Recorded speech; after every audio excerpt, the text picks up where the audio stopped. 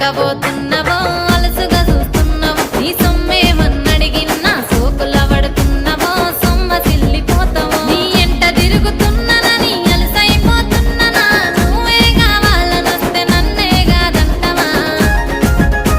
ఓ పిల్లగా